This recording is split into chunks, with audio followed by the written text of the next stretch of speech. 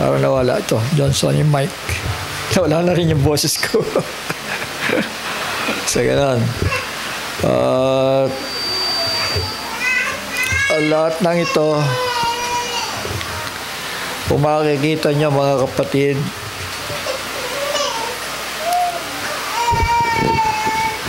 sa mga nag-iintay sa pagparito ng Panginoon,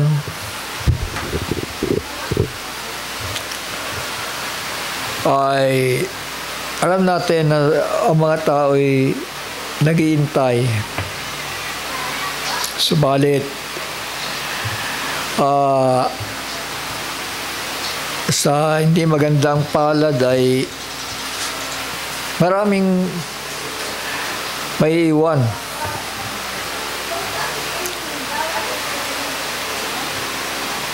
So, halimbawa sa mga may iwan,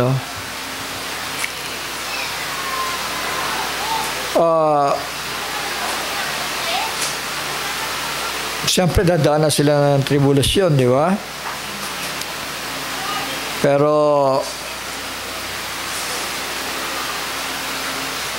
kung titignan natin dito sa panahon pa lamang ng pangangaral ng gospel, kasi wala ka namang bihira yung taong nabuhay ng natural death o namatay ng natural death. Di ba? Dahil karamihan sa kanila dumanas ng kapighatian. Tama? So, kung titignan natin, parang walang pinagkaiba dito hanggang dito. Dahil dito may dakilang kapighatian. So, bali, depende sa panahon, sa dealing ng Panginoon yan. Ngayon, dahil tayo nasa dulo, sabi nga ng Biblia in the end time, knowledge shall increase. So, ang knowledge, tatakya sa ulo sa noo, di ba? Hindi naman mag-i-increase ang knowledge ng isang tao kundi niya didisiplinahin ng sarili niya. Tama? Kaya nga yung naghihintay, 5 of them were wise and 5 were foolish. Yung 5, tila tinamad na sa pagsusuri sa salita. Bakit ko nasasabi yan? Kasi naranasan ko yan. Nung ako'y nasa denominasyon pa, JIL o Usasan, basta denominasyon, masaya dun di ba? Sayawan Sayawan talaga, dancing in the spirit Miracles. Pero, huwag kang makukontento doon. Kasi, para ka maging mangmang kapag ka hindi ka nag-aral. Tama ba? Alam niyo, minsan inisip ko, nung makarating ako dito sa end time message, minsan nag-isip ako sa sarili ko, ang lalalim ng turo. Tama na kaya ako dito sa dati? Kasi sumakit ang ulo ko sa end time. Alam niyo ba yun? Sumakit talaga ang ulo ko sa end time kasi fresh fresh message, tapos talagang mga salita na mga aral na hindi ko pala papakinggan sa buong buhay ko. Nagdalawang isip ako. Sabi ko, babalik ba ako doon sa dati? Masaya naman doon.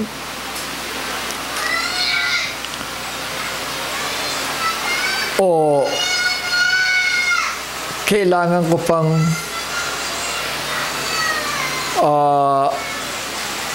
pagsikapan na lumalim sa salita. Nagdalawang isip talaga ako noon. Kasi sakit sa ulo talaga eh. Hindi naman ako sanay pa sa mga malalalim na English ng Biblia. Pero meron naman Tagalog eh.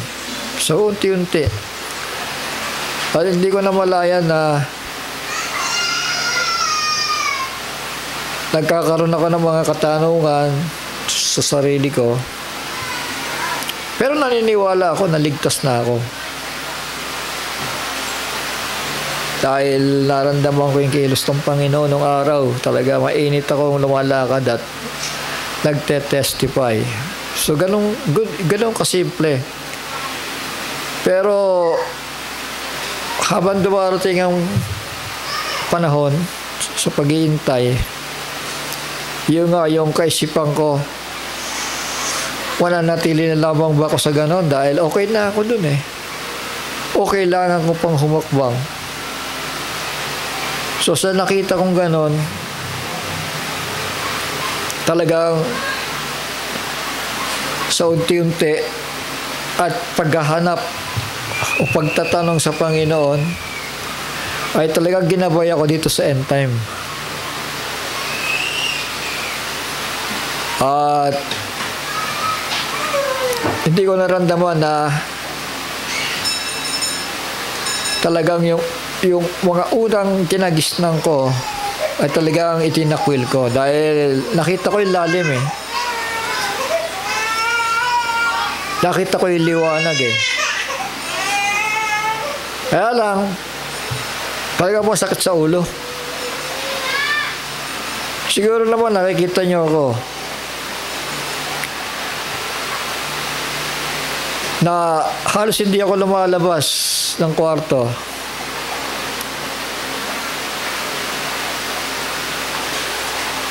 Dahil hindi ka mapopokus eh. Kung hindi ka talaga dedicated, hindi ka mapopokus. Kung halimbawa, ay, okay na ako dito kasi masaya naman dito. Nagsasayawan kami. May gifts of the Holy Spirit naman dito. Meron namang masaya naman dito. Kasi kapag gano'n ang sumagi sa isipan mo at naging kontento ka na lamang sa aral na kung anong meron, yan ang magiging kadahilanan. Na ikaw ay magiging mangmang.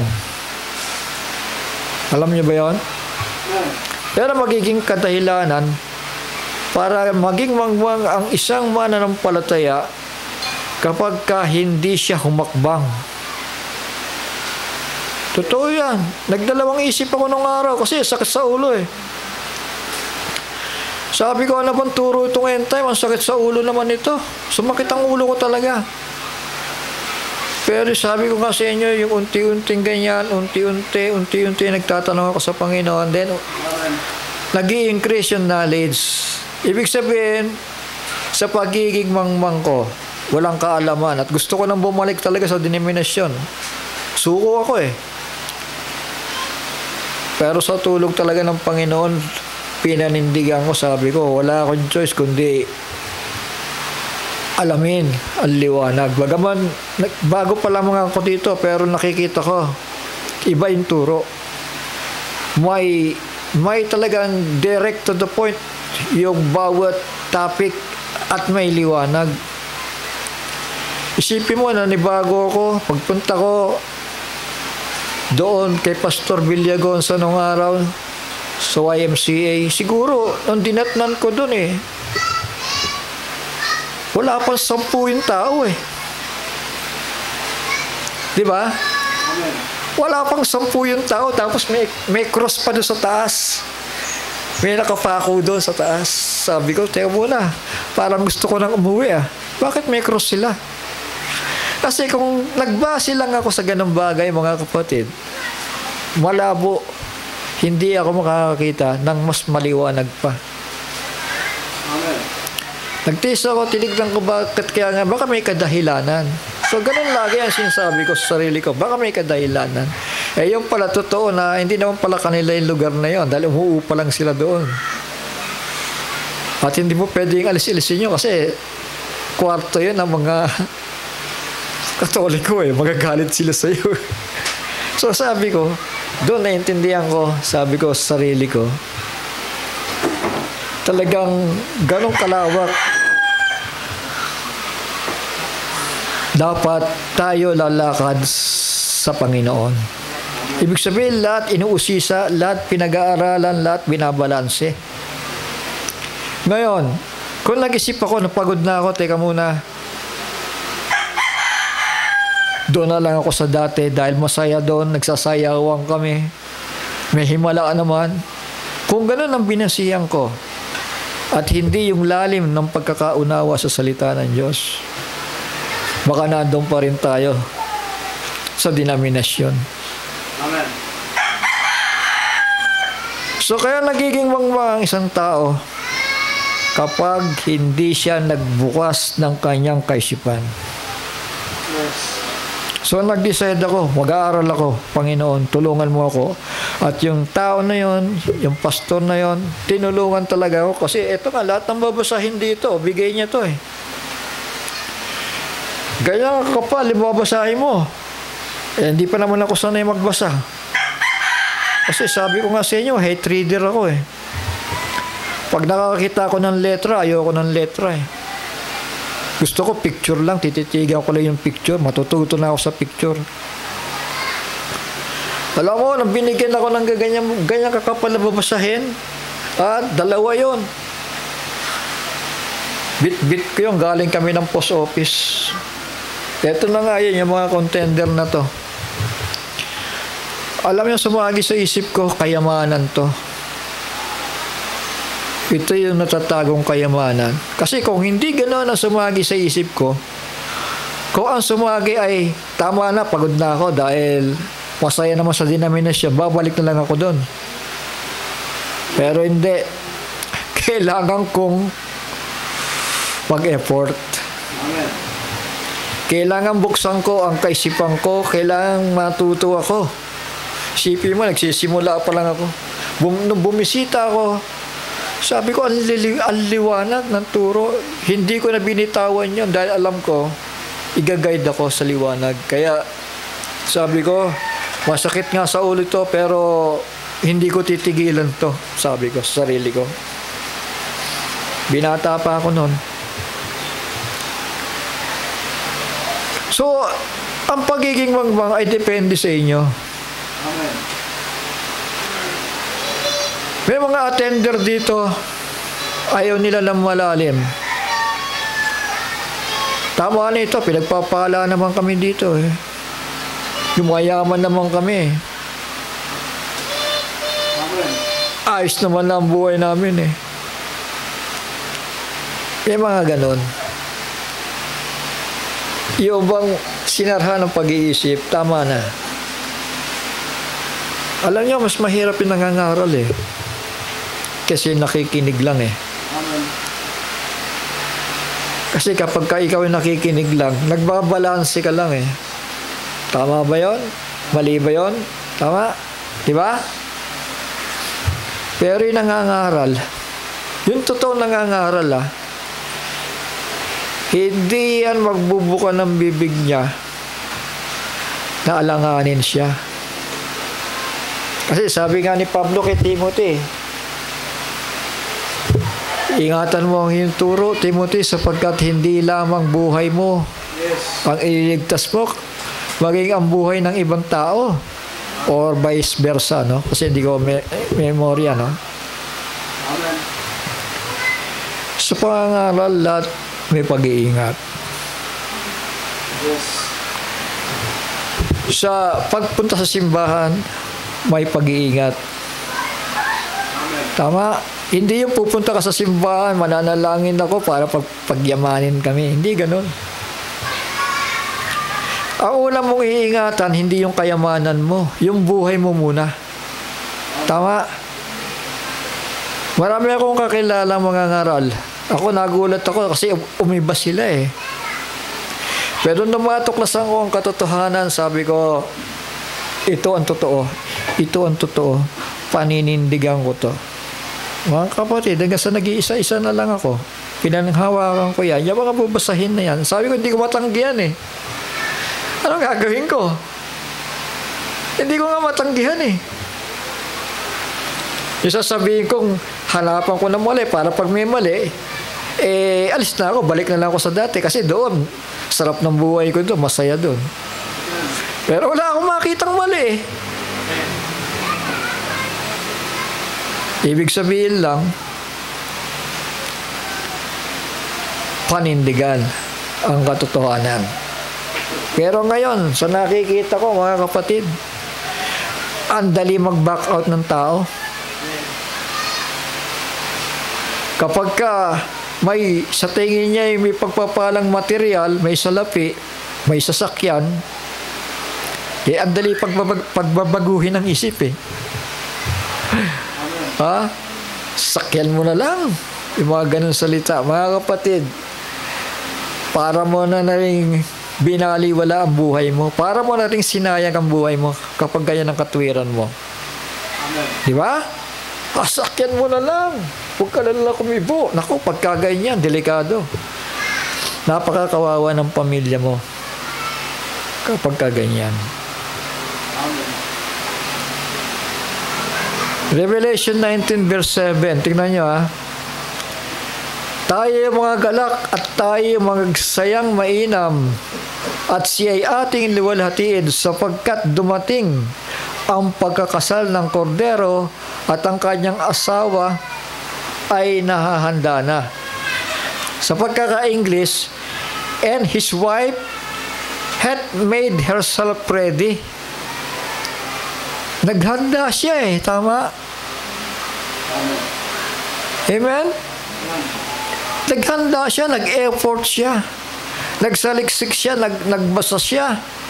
Hindi siya nagsayang ng panahon para sa buhay niya at sa buhay ng iba. Tama? Pero yung mga taong ang pagpapagal mo, ang pagpapagod mo baliwala sa kanila, yan ang napakadelikadong tao. Napakadelikado yung baliwalain o sayangin ang espiritual na pagpapala. Hindi ba kaya nangyari kay Esau? Tama?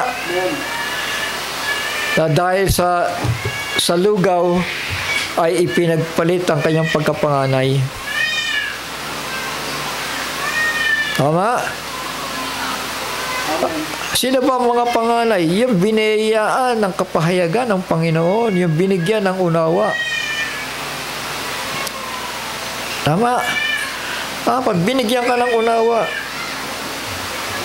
binigyan ka ng understanding, sabi nga, ang taong pantas ay tatayo sa mga pinuno. Tama? Paano nga tatayo eh? Kung wala namang kaalam-alam eh, di ba?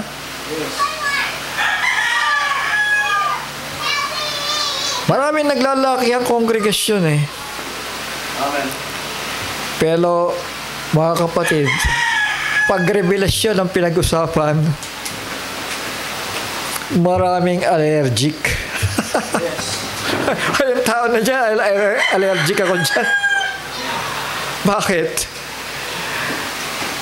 Alis sa dalawa yan eh. Baka masapawan o kaya magkaroon ng pagkahahati sa kongregasyon. Huwag niyong kakatakutan yan dahil hindi naghahati ng kongregasyon ng katotohanan. Tama? So, say amen? Kung hindi, ang katotohanan ay nagbibigkis ng totoong mananampalataya. Shall we say amen? Kaya nga ang nangyayari, pansinin mo, ang mga tao ngayon, hindi na end time ang dala eh. Mga galing kay Brother Jackson yan. Pero ang mensaheng dala, mensaheng fundamental. Tama yon, Brother Johnson. Meron po tayong tinatawag na meet in due season. Tama?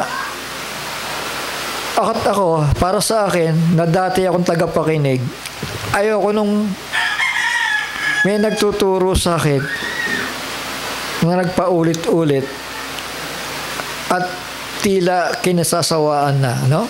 Siyempre, paulit-ulit na at tila walang lalim. Mahalaga yung may lalim eh. Kasi yun ang doctrinal na tinatawag. Na doon, pagtitibayin ka, para kang puno na itinatanim na mas malalim pa. Sabi si Amen? Just like a tree that's planted, mga kapatid, doon sa talagang tinatawag na masaganang tubig. Yes. So dapat, kung ako lang kasi ako nakita ko ang nagiging prioridad ng mga tao, no? Lalo na sa denomination. Tama na sa kanila yung mga tao na riyan. Maganda nga naman yon. Pero maglalabas-pasok yan eh. Bibilang ang panahon, magra-rapture na, tanungin mo kung ano nalalaman, wala. Nakanganga. Galing na sa eskwelahan, sa theological school, galing na sa maraming seminaryo, tanungin mo, walang alam. Pagdating sa salita ng Diyos, nakanganga. Diyan ang dadaya ang tao sa pagbabaliwala. Akala lang nila okay na. Ay, pinagyaman naman kami, okay na kami. Yan ang akala mo. Sabi nga ng Laodicea, di ba, sinasabi mo na ikaw mayaman at ikaw ay hindi nangangailangan. Subalit hindi mo nalalaman na ikaw ay hubad, maralita at aba. Tama? So, akala lang ng mga tao. So, yan nakakalungkot ngayon. Yung pag-aakala. Hindi ka mo't masaya. Hindi ka mo't nagsasayawan. Mga kapatid, we are in the third full. Yes. Revelation. Kailangan natin yung mas malalim na pahayag. Amen. Kasi kung sayawan lang ang hahanapin mo, pumunta ka sa JIL, sayawan doon. Pumunta ka kay Almeda, sayawan doon. Pumunta ka kay El Shaddai, sigawan, sayawan doon.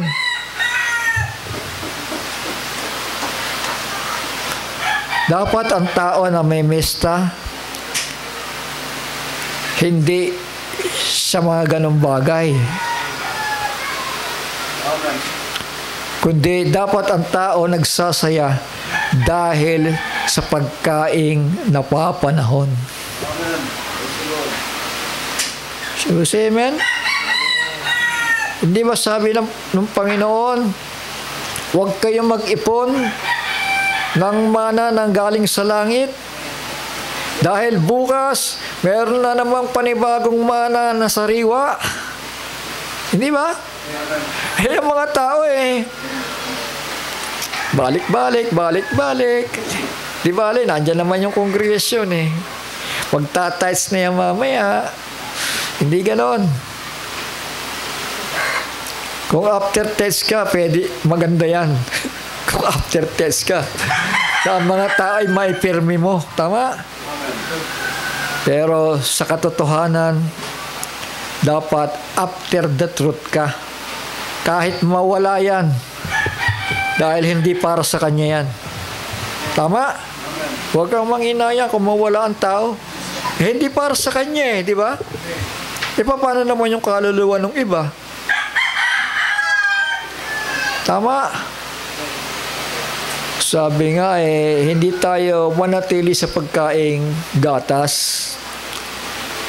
Dapat sa pagkaing karne, yung matitigas. Tama? Tapos amen? Amen. Kaya yan ang dahilan ng panaginip ko.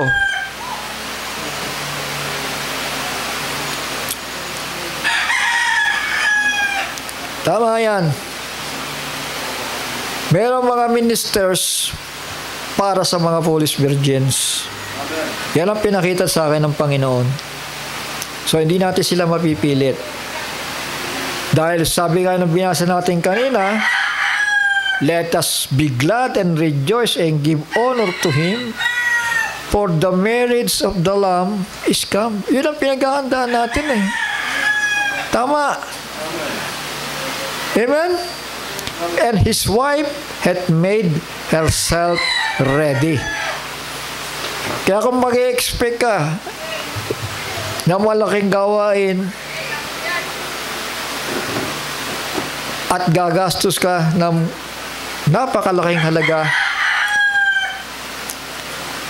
at nalalaman mo na darating ang Panginoon, hindi ba sayang? Tama? Ha? Amen. Sayang. Kasi parating na Kung tayo totoong nabuksan, nagkaroon ng kapahayagan. Amen. Mga anak, mga kapatid,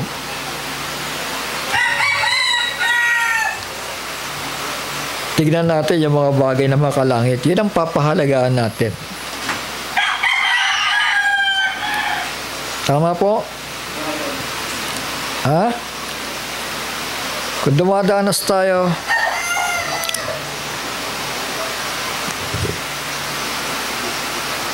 pero pinagpapala naman tayo pagdating sa spiritual, matuwa na tayo.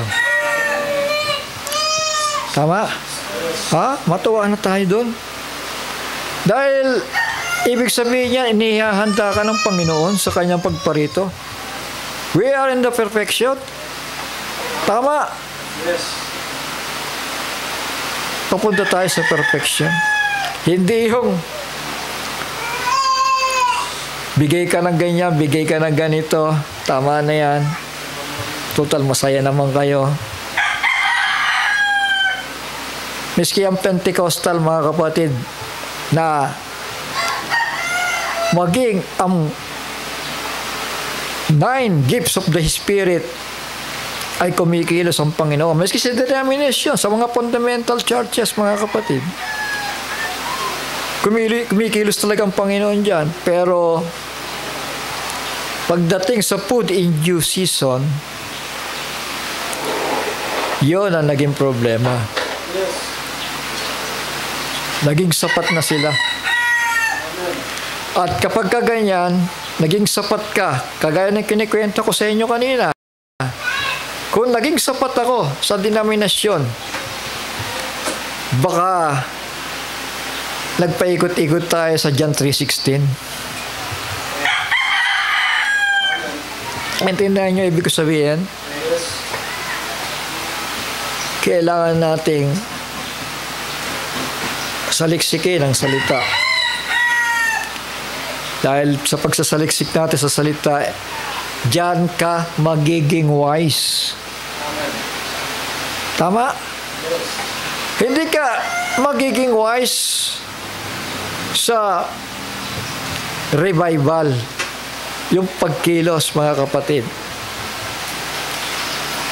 Dahil yan, talagang may kagalakan yan sa espiritu. Kailangan din yon. Hindi natin winawala yon. Pero kung paghanda, kagalakan at perfection sa Panginoon, kailangan may lalim ka sa pagpapahayag. Kaya nga maraming na disgrasya sa end time eh. Doon pa lamang sa mga katuruan. Totoo yan. Father Johnson, maraming napahamak.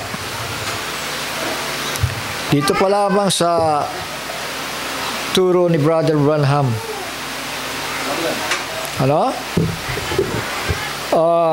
May sinabi kasi si Brother Branham,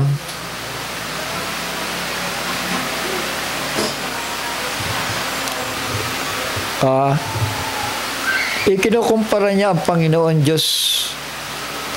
Ang Panginoon, kinukumpara niya sa isang aktor, ano?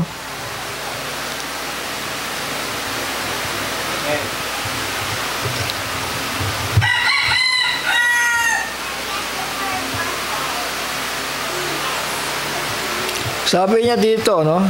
Sa first seal, Christ, first seal, 1963 to, o March 18 ang preaching niya. The actors, I'll place it like that because an actor is a man who changes mask. See? Christ acting the part that he did when he became from a spirit to a man. He only put on an actor's garment. Na para bagang si Kristo nagsuot ng garment ng isang aktor, ano? Di ba? Na para bagang sinasabi niya, ama ko, oh Diyos ko, bakit mo ako pinabayaan? Pero siya rin pala yung ama, siya rin pala yung Diyos, ano? Doon sila namihasa ngayon. Yun ang pinanindigan nila, na si Kristo ay tulad sa isang aktor na nagpapalit ng damit, mga kapatid. Pero anong sabi naman niya ni Brother Branham sa kabila? Sa unwelcome Christ, the unwelcome Christ dito. Now, sabi niya dito, no? Year 55 ito. October 28, 1955. Thou, the Hebrew of the Greek word for Pharisee means actor. Yung Pharisee daw ay ibig sabihin actor. Somebody that acts like something. They're acting, putting on something that they are not. I don't like that. I like for you to be just what you are. Don't you like that? Just be what you are, and everybody will know how to take you. You see, little children that go to such places, they go out, act like the actors. The devil does that. God don't want you to be an actor. So ano nakita natin? Dual statement, di ba? Ayaw pala ng Diyos yung... Kasi ka-plastic kayo yun, yung pagiging actor, nagpapalit-palit ka lang, di ba? Tama, may bayad yun eh. Pero sa katotohanan,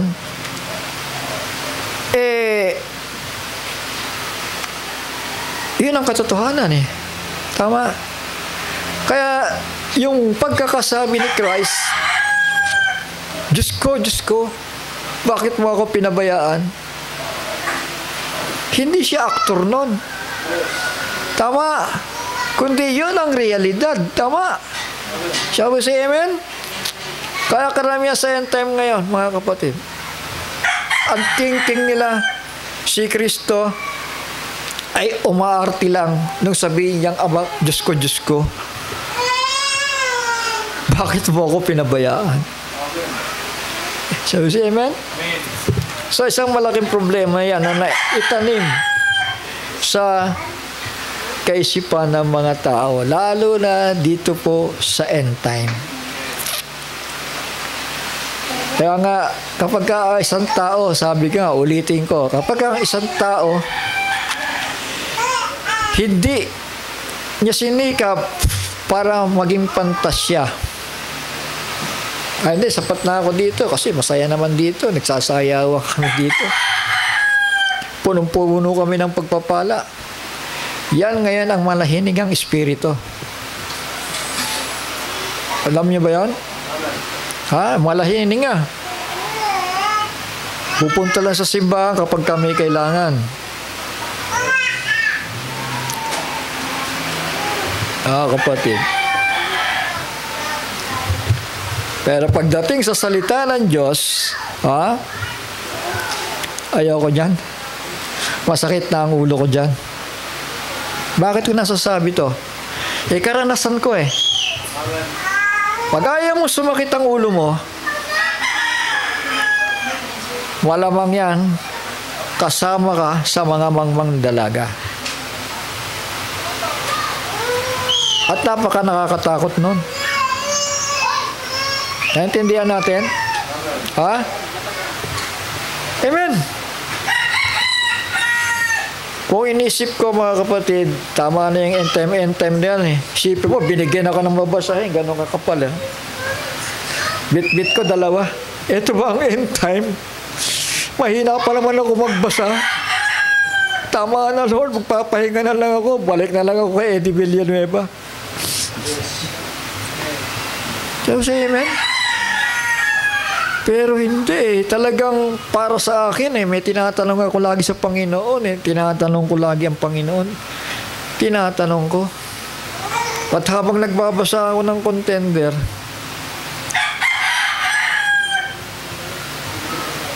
dumilinaw eh. Pero minsan gumaganon. Siguro dahil sa mga may narinig akong kakaiba sa denominasyon. Kaya nakagaganon. Pero lalong lumilinaw habang binabasa mo. Marami lang natisod din yung 2004 and a half eh. Pero kung desidido silang alamin pa, sana binuksan nila yung loob. Meron dun 2035. Tama. Kung sinabi ko, tama na. Hilong-hilo na ako eh. Hindi naman natupunto. Balik na lang ako sa denominasyon. Hindi. Meron palang 2035 doon. At pinaliwanag niya kung bakit. Tama. Pagsubok yan ng Diyos sa atin eh. Huwag tayong maging mareklamo. Kapag sumasakit ang ulo natin, testing sa'yo yan eh. Hindi ba sabi ng Panginoon, maliban ninyong kanin, ang aking laman at inumin ang aking dugo ay wala kayong magiging bahagi sa akin? So kung halimbawa nandun ka, 3,000, 5,000, ang dali lang, di ko maintindihan, kakainin pala natin itong tao na ito, anong palagay niya sa atin? Kanibal, vampira, nag-alisan eh. Tama. 3,000, 5,000, nag-alisan yon. O kayo ang 12. Aalis din ba kayo nakagaya nila? Ang salang ang sagot eh, Panginoon. Sabi ni Pedro, no? Ikaw lang ang pinagbubuhatan ng buhay na walang hanggan. Saan pa kami pupunta? Ano yan? May revelasyon eh. Tama. May naitanim sa kanya na ikaw ang Kristo, ang anak ng buhay na Diyos. Anak ng buhay na Diyos. Mga kapatid, anak ng buhay na Diyos. Mapalad ka, Pedro. Yan ang sagot sa kanya eh. Sapagkat hindi pinaalam sa iyo ng laman ng dugo, kundi ng aking Ama. Aking Ama. na nasa langit. Mga anak, mga kapatid ko, makinig kayo mabuti. Ang magiging punto na lamang dito sa bagay nito dahil nalalaman natin na maliwanag na ang Diyos ay na kay Kristo, tama? Ang punto na lamang dito, si Kristo ba ay pwedeng sambahin? Kasi yung Ama, talagang obligado kang sumamba sa Ama, tama? Kasi siya yung creator Si Kristo ba ay pwedeng sambahin? Yun ang magiging tanong. Ang tanong ko rin naman ganito, ano bang ginawa ng mga alagad kay Kristo? Sinamba ba siya o hindi? Sinamba. Sinamba siya.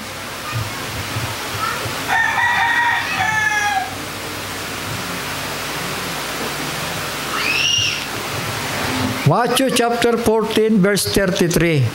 So itong issue ngayon, dapat ba siya sambahin? Paano ka ba sasamba sa anak? Ito. Chapter 14 verse 33 ng Matthew. Actually, marami to. Isa lang yung versikulo nilagay ko. Kaya na lang magsaliksik. Then they worship. Then they that were in the ship came and worship Him. Sinamba sino? Si Kristo sinamba. Tama? Saying, of a truth, Thou art the Son of God. Tama? Shall we say amen? Sinamba si Kristo bilang ano? Bilang anak ng buhay na Diyos. Or bilang Redeemer. Tama? Di ba sabi ni John, Behold, the Lamb of God that take away the sins of the world. Tama? Ginamit siya, tinahanan siya ng Ama para maging ating manunubos, mga anak.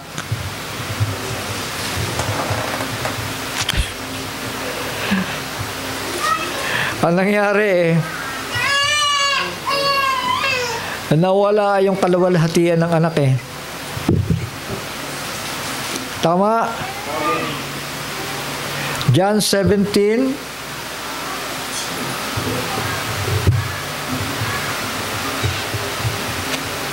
sa 21 simulan ko. That they all may be one as thou, Father, art in me and I in thee. So yun. Sa Tagalog, upang silang lahat ay maging isa na gaya mo, Ama, sa akin at ako'y sa iyo. May nawala bang isa? May nawala ba? Doon pareho, di ba? Na sila na may sumaatin upang ang salibutan ay sumampalataya na ako'y sinugo mo. At ang kaluwalhati ang sa aking ibinigay mo ay ibinigay ko sa kanila. So yung kaluwalhatian, galing kay nino? Galing sa Ama. Tama. Ibinigay kay Kristo. Ngayon tila ang glory of the Son ay nawala. Tama. Kasi parang binawi ng Ama Tama. Para sa kanila yun, Shall we say amen? Ama na lang. Yung glory na yan, para sa Ama na lang yan. Wala na sa anak. Dahil yung anak, yung Ama rin yan Ganoon ang nangyari. At ang kaluwalhatian sa akin ibinigay mo, ay ibinigay ko sa kanila upang sila'y maging isa. Ayun, ang ibig sabihin ng isa. One in the Spirit. One in glory. Na gaya naman natin na iisa. isa sa kaluwalhatian. Tama? Amen. Isa sa Espiritu. May unity. Ako'y sa kanila at ikaw ay sa akin upang sila'y malubos sa pagkakaisa, upang makilala ng sanlibutan na ikaw ang sa akin ay nagsugo at sila'y iyong inibig na gaya ko naman na inibig mo. Sandali lang, nag-ibigan sila, tama? Nag-ibigan sila eh. Hindi naman inibig ng Diyos yung sarili niya eh. Shall we say amen? Amen. Dito sabi ng Panginoon, Ama, yaong mga ibinigay mo sa akin ay ibig kung saan ako naroon, sila naman ay dumuong kasama ko upang makita nila ang kaluwalhatian ko na ibinigay mo sa akin sapagkat ako'y iyong inibig bago pa natatag ang sanlibutan. That is the foreknowledge of God. Tama. May paunang kaalaman ng Diyos. Tama. Na hindi siya nagkamali na isugo ang bugtong na anak at kanyang panahanan. Tama po? Ngayon, ito.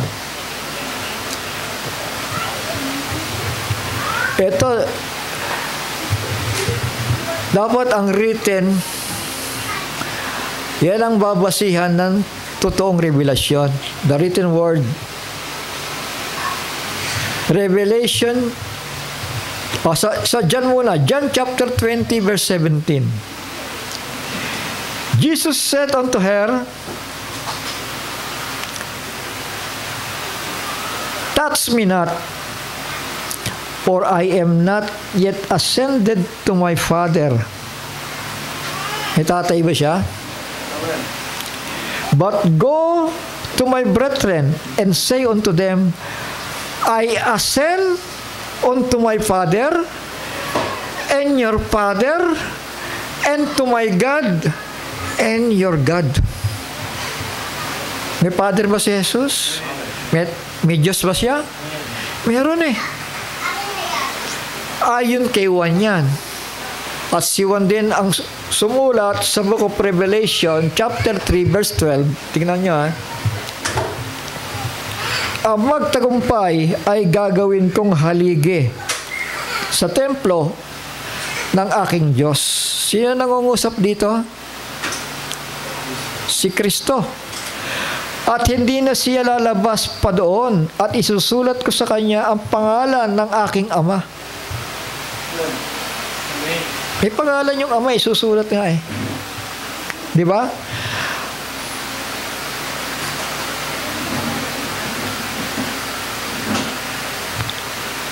Na hindi na siya ilalabas pa doon at isusulat ko sa kanya ang pangalan ng aking Diyos. Yun ang tama. At ang pangalan ng bayan ng aking Diyos, ang bagong Jerusalem na nanaog buhat sa langit mula sa aking Diyos, at ang aking sariling bagong pangalan. Say amen. Yung bagong pangalan, wala pa nga eh. Tama? Pero yung Diyos, nagpalit ba ng pangalan? Walang bagong pangalan eh.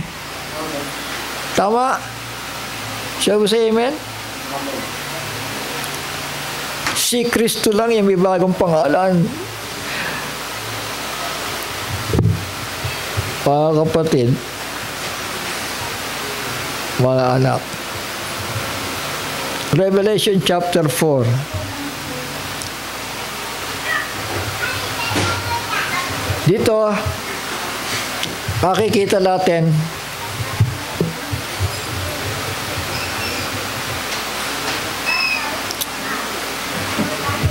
na si Juan na pinasampa doon sa kalangitan, mga kapatid.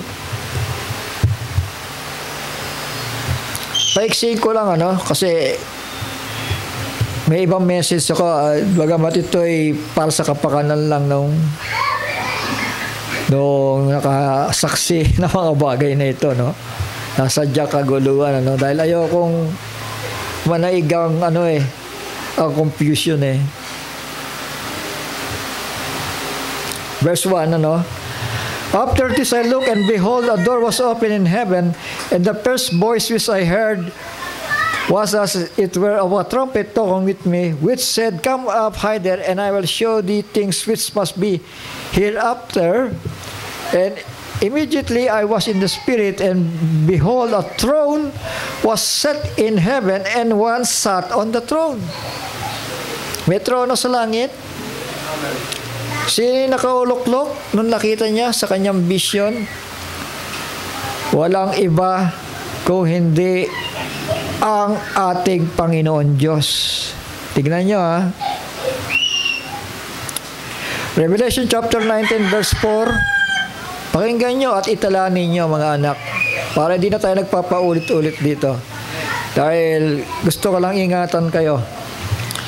And the 24 elders and the 4 living creatures fell down and worshiped God that sat on the throne, saying, Amen, Hallelujah.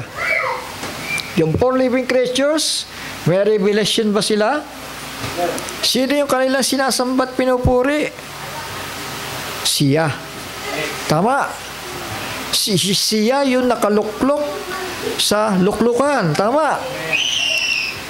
Ngayon, ilang beses ko nabanggit, maraming beses na si Kristo ay lumuklok sa kanan ng kapangyarihan ng Ama. Tama. Ngayon ay original na niluluklukan ng ating Ama. That's why the Son can do nothing except the Father. Tama? Maliban ang Ama lamang. So balik tayo sa chapter 4. Dito ang sinamba at pinuri dito, mga kapatid, ay yung God of the creation. Tignan nyo, ha.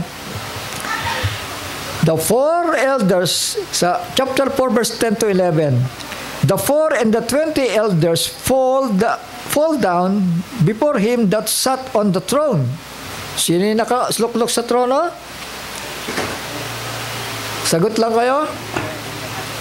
Ang Ama. Tama. God sat on the throne, sabi nga.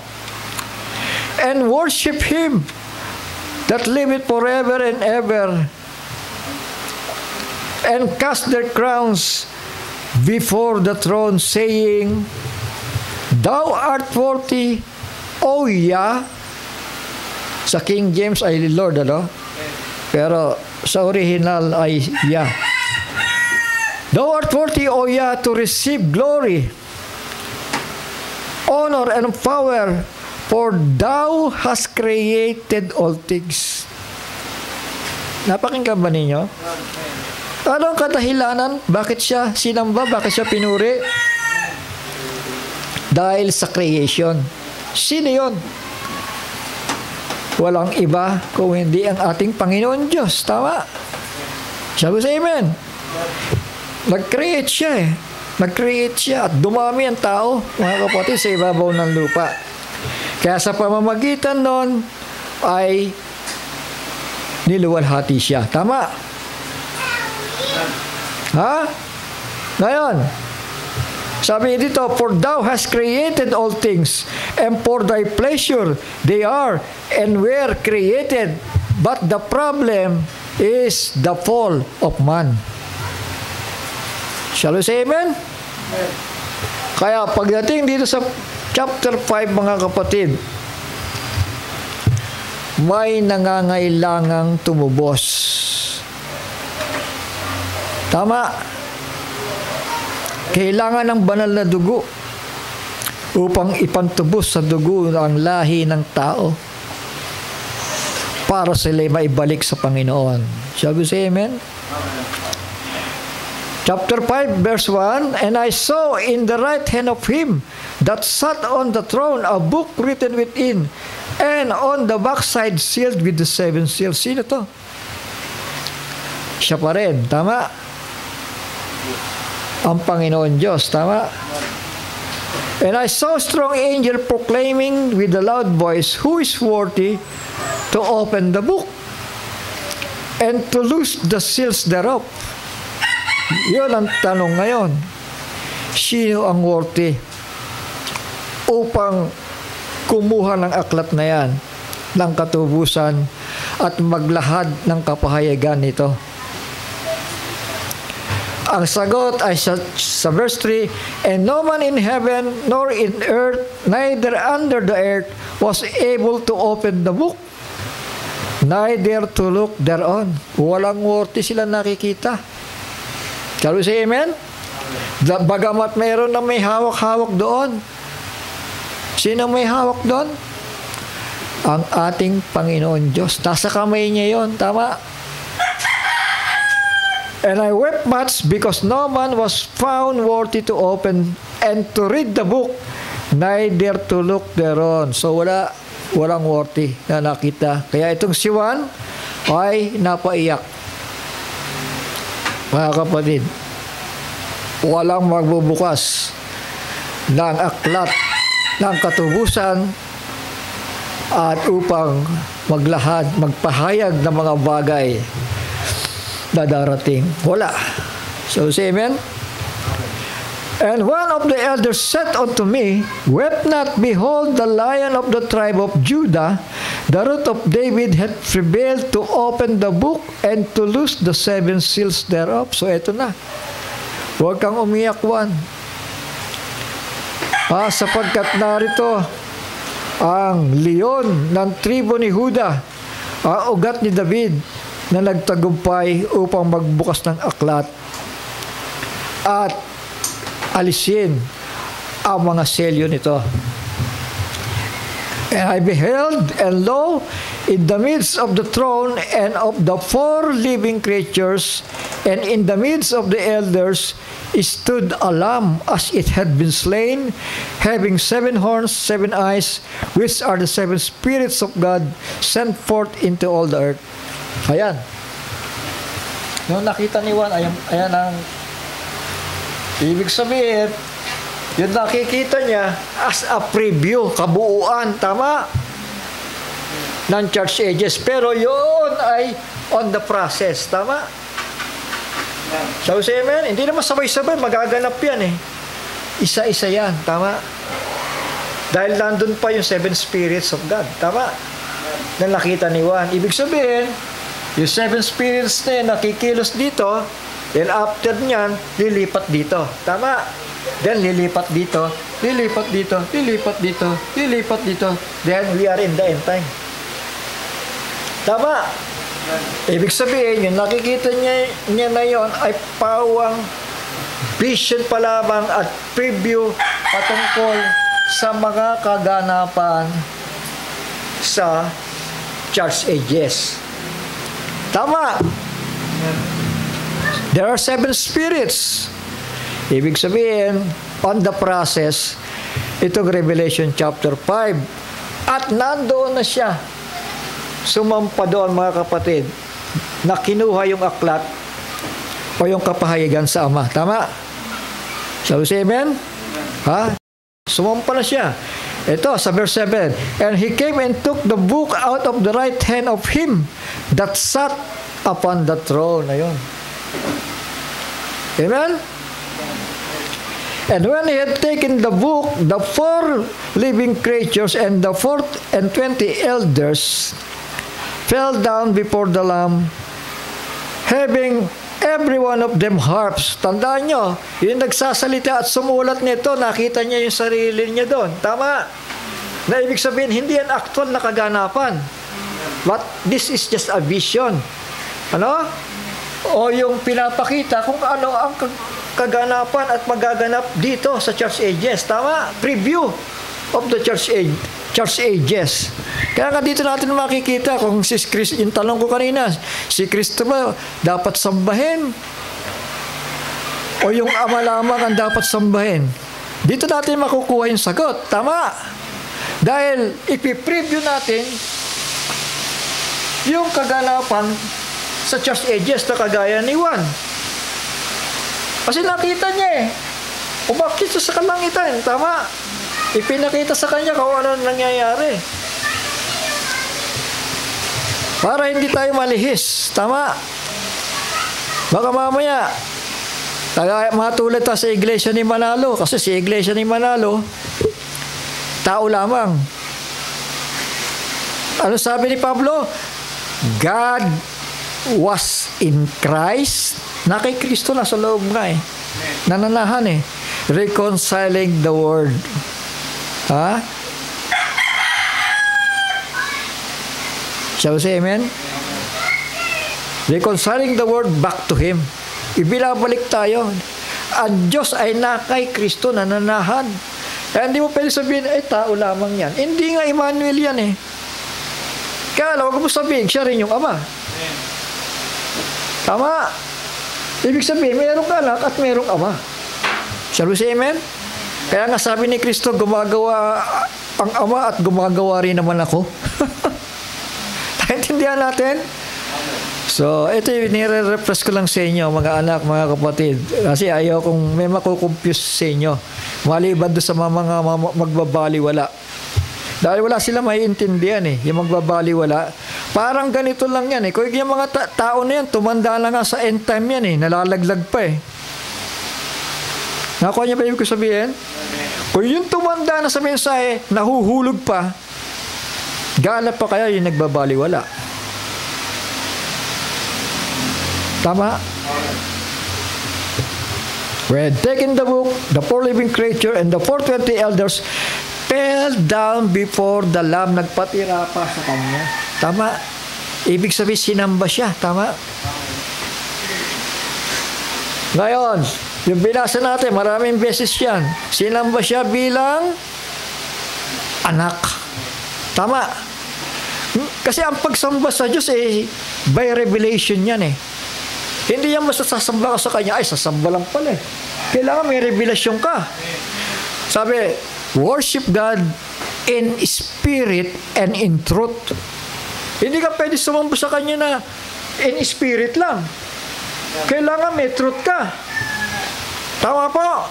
Kaya marami nagsasayawan eh. Dancing in the spirit. But may truth ba? Yun ang tanong. O tinanggihan ng truth? Yes, totoo to. Marami na nagsabi sa akin dyan, Brad, pareho lang naman eh. Kasi masaya kayo, masaya din dun eh. Ang tanong, meron bang truth? O half truth? Kasi kapag hindi na humakbang, that means half truth. At pag half truth, either Polish Virgin or Antichrist. Kailangan sigurista ka sa salita. Tama. You must worship God in the spirit and in truth. Sinamba si Kristo bilang anak ng Diyos. Bilang kordero. Tama. Kasi tagapagtugos din siya eh. Sabi dito, every one of them harps and golden vials full of odors, which are the prayer of the saints. Nananalangin din kay Kristo, sumasamba.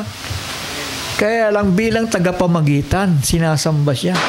Dinadakila siya bilang kordero. Tama? Pero, dapat may revelasyon ka na sumasa Kanya ang Diyos. Tama? Nasa Kanya. Kaya nga tinawag siya Emmanuel eh. Tama po?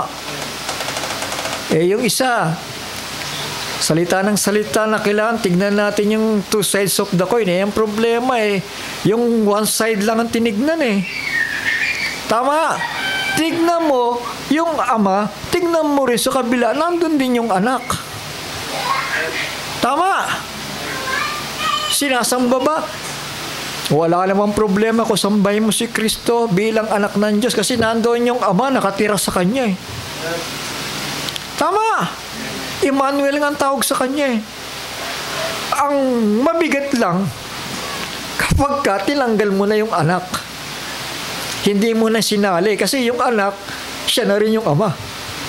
Kapag ganoon, ang itinuro mo o naging kapahayagan sa iyo, mamamali ka. Kasi mawawalan ng glory yung tagapagtubos mo. Di ba? Sabi nga ng Panginoon ako'y niluwalhati mo bago pa lamang itatag ang sanlibutan. Ibig sabihin, nakikita na ng Ama ang pagiging masunuri ng bugtong na anak na ito. Kaya nga't pinanirahan niya sa River Jordan pa lang, tinirahan na ng Ama ang anak. Tama? Amen? Dahil alam niya, ito, nakikita ng Diyos, ito ang bugtong kong anak, nasusunod sa akin, pakinggan niyo siya. Tama. Nagkamali ba ang Ama kay Kristo? Hindi. Tama. Kung paano yung unang Adan dumamay sa asawa, ganun din yung pangalawang Adan na si Kristo dumamay sa asawa. Naging masunurin sa Ama. Tama? Tuloy natin. For thou was slain, pwede mo bang patayin ng Diyos? Sige nga. Yan, sabihin na naman natin, actor. Huwag yung paniwalaan yung other side of Brother Branham, yung kanyang turo. Galit nga ang Diyos doon sa actor Tapos gagawin yung actor si Jesus Christ. Tawag siya ng tawag ng Ama. Siya rin na pala yung Ama. Mahiya naman kayo. Matakot kayo sa Diyos. For thou was slain. Hindi mo mapapatay. Sabi nila ngayon, namatay ang Diyos. Hindi po mamamatay ang Diyos. Kung namatay ang Diyos, wala na tayo lahat dito. Tama. Ang namatay yung kordero ng Diyos. Sa pamamagitan ng kanyang dugo, naalis ang kasalanan natin. Napatawad. For thou was slain and has redeemed us to God. Tinubos tayo pabalik sa Diyos. Tama. Sabi siya, amen? And by thy blood, out of every kindred and tongues and people and nation, and has made us unto our God kings and priests. Diba? Sabi siya, amen? And we shall reign on earth. And I beheld, and I heard the voice of many angels round about the throne, and the 4 living creatures, and the elders, and the number of them was 10,000 times 10,000, and thousands of thousands, saying with a loud voice, worthy is the Lamb. Worthy pala siya sambahin Tama. Kaya nakatanggap siya ng marilag na pangalan Tama. Na mas mataas na pangalan. Yung pangalan ng Diyos, ipinangalan sa Kanya Hallelujah. Then, dahil bilang Redeemer, pinangalanan siyang Yahshua. Meaning, Yah became salvation. Tama. Through the Son. Tama. Amen. So doon nagkaroon ng kaluwalhatian yung anak. Tama. Kasi pag sinabi mong yung Ama rin yan, nawalan ng kaluwalhatian yung anak. Tama. Siya ba siya, amen? Nawalan. Kaya yung stand na yan, napakadelikado yan, lalo na pinaglalaban ninyo. Hindi nakasulat yan Maawa naman kayo. Receive power and riches and wisdom and strength and honor and glory and blessing. And every creature which is in heaven and on earth and under the earth and such as there in the sea and all that are in them, heard I saying, blessing and honor and glory and power be unto him that sit upon the throne. Sino yun? Ang Ama. Tama. Pasinin nyo, meron ng N. Di ba? N unto the Lamb forever and ever. While noong chapter 4, ang pinupuri lang doon ay yung Ama. Tama. Dahil sa kanyang creation. Shall we say amen? Pero pagdating sa redemption, kasama na ng Panginoon Diyos yung bugtong na anak. Tama. Meron ba tayong binabangga? Meron ba tayong binubura? Wala eh. Hindi ba sabi ni Juan, "Behold, the Lamb of God that take away the sins of the world." Tama ba? And the four living creatures said, Amen. And the 24 elders fell down and worshiped him that liveth forever and ever. Sa itaas, ibabalik ko lang.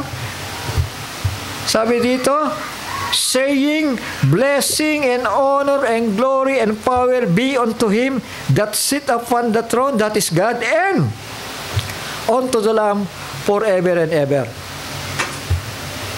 Hello, say amen. Sinamba ba si Kristo? Sinamba. Sinamba ba ang Diyos? Sinamba. Pero ang Panginoon Diyos sinamba dahil siya ay tagapaglikha. Tama? At the same time, nagirin siyang manunubos. Tama? Sa pamamagitan nino? Sa pamamagitan ng kanyang bugtong na anak. Di ba? For God so loved the world that He gave His only begotten Son, that whosoever believe on Him should not perish, but have an everlasting life. Ibinigay ang bugtong na anak. Nasa pamamagitan ng kanyang banal na dugo.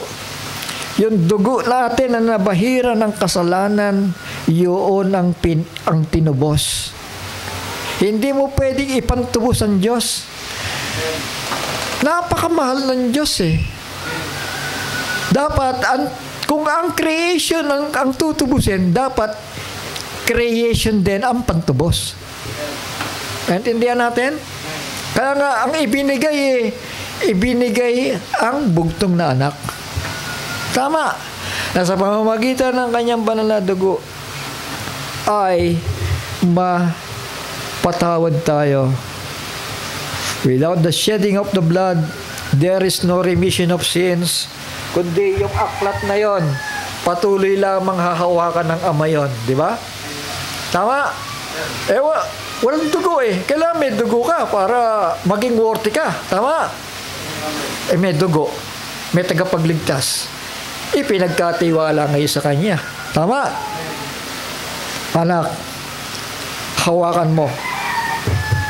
Ikaw, ang lumuklok sa kanan ko at mamagitan para sa iyong mga kamag-anakan. Alam niyo si Brother Branham gumamit na salitang kamag-anakan eh. Or yung sabi doon, the kinsman redeemer. Tama. Amen. May kamag-anak tayo. Yung panganay sa lahat ng magkakapatid. Yun ang naging tagapagtubos natin. Pero dapat siyang sambahin at pasalamatan sa kanyang ginawa. Minsan nga may mga taong gumagawa ng kabutihan sa atin. Halos lumuhod na tayo eh. Gaano pa kaya yan? Nagbigay ng buhay sa atin. Tama ba? Sabi sa amen? Kung redeemer ang Diyos sa pamamagitan ng anak, kaya redeemer din yung anak. When it comes to creation, para sa Creator lamang yon. Maliwanag. Kaya nga, Diyos ko, bakit mo ako pinabayaan? Sabi nila, nag-aartista lang yan si Kristo. Siya yung Diyos eh. Kailangan tignan naman natin yung magkabila na mayroong nananahanan sa Kanya. Yung tao, yung sinless man, mayroong nananahanan ng Espiritu ng Ama. At hindi naghihiwalay yon. Or else, hindi siya magiging wangis at larawan ng Diyos. Tama? Amen. Kundi magiging katulad lang siya ni Eva at Adan na mahuhulog at mahuhulog.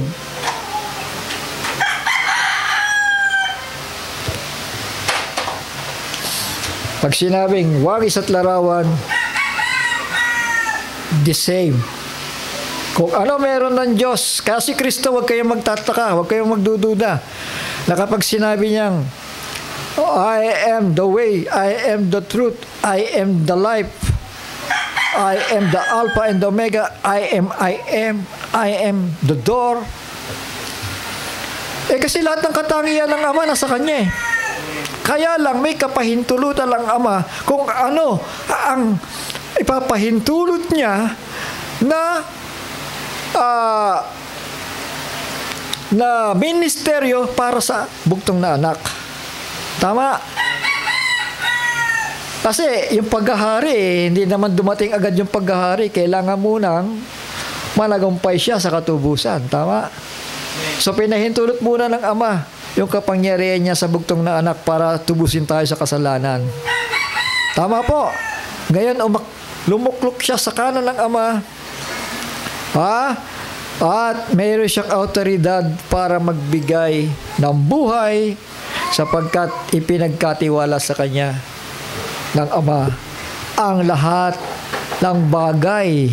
Tama. Shall we say amen? Ngayon, naluwalhati ba ang anak? Amen. Kasi tinanggap na niya yun sa kaisipan pala ng Diyos eh. Natanggap niya na yun. Ngayon, kapag yung anak ba ginawa mong ama, saan mapupunta yung kaluwalhatian ng anak? Pag yung anak ginawa mo, siya rin yung ama. Ano mangyayari doon sa kaluwalhatian na binigay sa anak? Di nawala. Tama ba? Amen. Ikaw na pala rin yung ama eh. Nag-a-actor ka lang pala eh. Gano'n ang gusto nila eh. So mga anak, mga kapatid, when the Spirit of truth is come, He will guide you into all truth. Worship God in Spirit and in truth. Hindi ka basta sasamba sa Diyos dahil masaya, nagsasayawan kayo. May gifts of the Holy Spirit, but without truth, may iwan ka pa rin sa rapture. The only way ang tao ay mas sanctified o malinis sa harapan ng Diyos is through the word of truth. Experience ko yan eh. Sa JIL, may himala ba? Meron. May sayawan ba? Masaya. Kay Almeda, masaya ba? Masaya. May gifts of the Holy Spirit ba? Meron. Kay Kibuloy. Kaya nga marami naloko si Kibuloy eh. Kaya lang dumating ang panahon, naging antikristo eh. Kay Bilarde. Si Bilarde, ang galing mag-preach nung araw. And very anointing. Madadala ka talaga at very bold yung kanyang pagtuturo, mga kapatid. Hindi pala umalis sa Catholicism, nandun pa rin eh. So ano yan? Pinahihirapan siya ngayon ng Panginoon.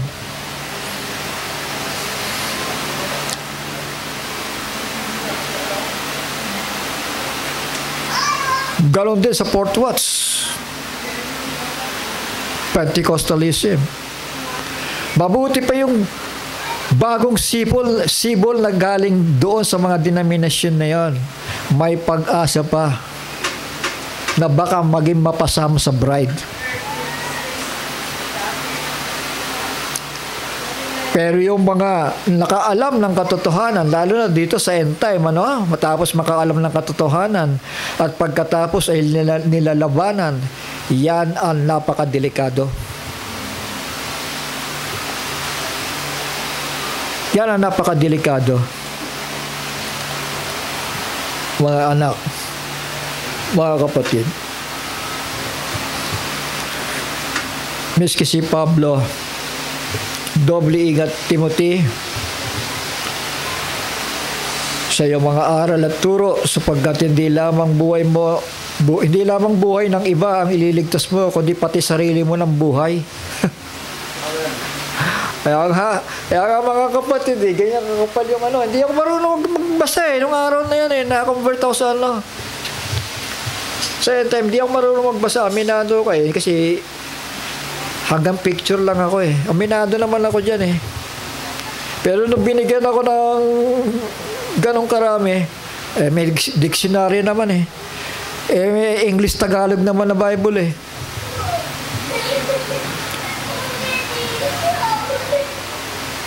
Ngayon, kung sinabi kong pagod na ako, Lord, tama na to, ligtas na naman ako, naniniwala ako Babalik na lang ako sa Trinitarian. Okay na ako doon. Pero hindi. Pinaglabanan ko yung sarili ko na yun. Sakit na ng ulo ko talagang. Miski hanggang nagtatrabaho ko, kasabay no, nagbubuklat ako, nagtatrabaho. Pag break time, buklat. Sa gabi, hindi ako makatulog. Ano yan? Kailangan mong matuto Tama. Kailangan mong matuto. Mga anak, pakalagaan natin. Iisa lang itong buhay natin. May 5 months tormention sa maiiwan. 5 months tormention. So ito hinihanda ko lamang dahil alam ko dito tayo pupokus Actually may ibang topic ako May ibang topic talaga ako Hindi naman sa nagpapaulit-ulit ako dito dahil ito malinaw na sa atin ito, I believe Kaya lang for the sake of nagdadalawa ng kaisipan, kaya nga sabi ko sa inyo kanina tumanda na ngang manggagawa pumipilipit pa Tama. Gaano pa kaya yung mga murang isipan? Kaya nga mga anak, panghawakan nyo ang salita na nasusulat dahil kung ano nasusulat na, hindi pwedeng baguhin yan kahit sabihin pa nila na sila'y may mga kapahayagan. Tama? Dahil ang totoong kapahayagan ay base sa nasusulat na. Tama?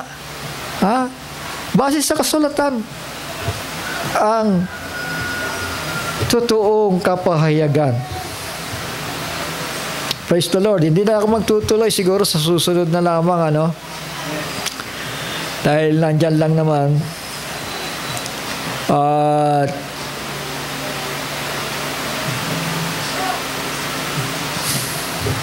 magpatuloy tayo. Natutuwa lang ako dahil merong nanindigan, merong bumaka Yun ang natutuwa ako dahil may nakipaglaban. Sabi nga, content for the faith which was once delivered unto the saints. Sapagkat mayroong mga magsisipasok. Alam yan, di ba nangyari yan, di ba? May mga nagsisipasok na mga nagbubulaan nangyari nga yan dito di ba? So ganon. Mga anak, mag-iingat kayo sa buhay nyo. Isa lang ito.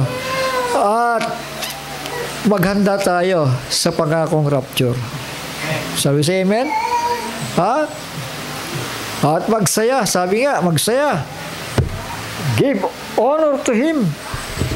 For the marriage of the Lamb is come, and His wife hath made herself ready. Kaya yung magbabaliwala, yun po yung nakakatakot. Tama po? Yung magbabaliwala, yun ang nakakatakot. Sabi nga ng Panginoon, I know you not. Be ye ready. Sabi nga. maghanda nga kayo.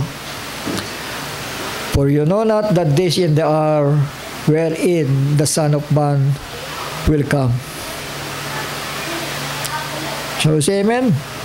Ha? Sige po, mga anak, mga kapatid. Hanggang dito na lamang po muna tayo.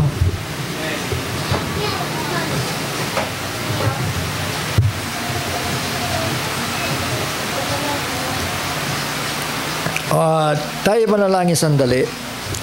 Ama namin, banal at makapangyarihan sa lahat, muli binsang pa sa pangalan ng iyong bugtong na anak, aming tagapagligtas at Panginoon, kami nagpapasalamat sa patuloy na mong pagpapahayag sa aming mga puso, maging ng mga anak na ito na tumatayo at naninindigan, na hindi ka magsisinungaling sa aming kalagitnaan.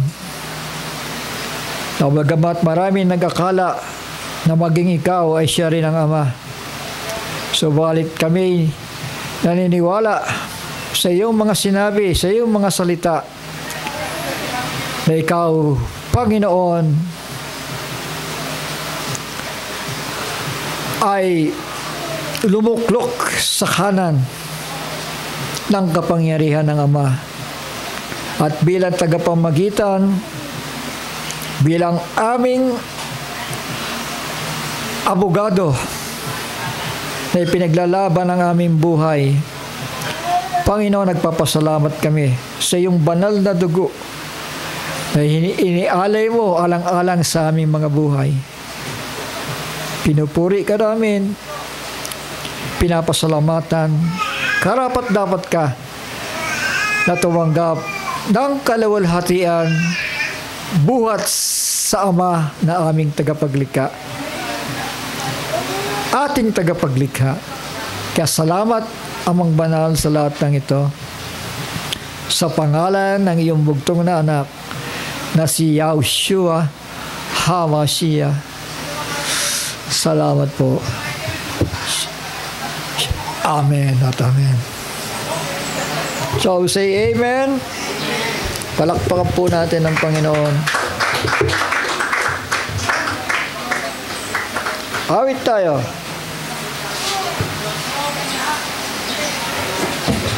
Number 51.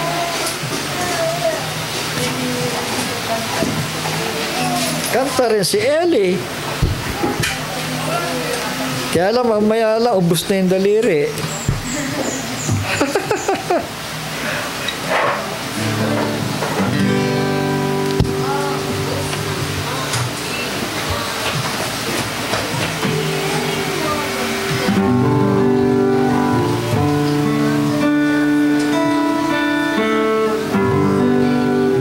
Low. Sa G lang, G. Low.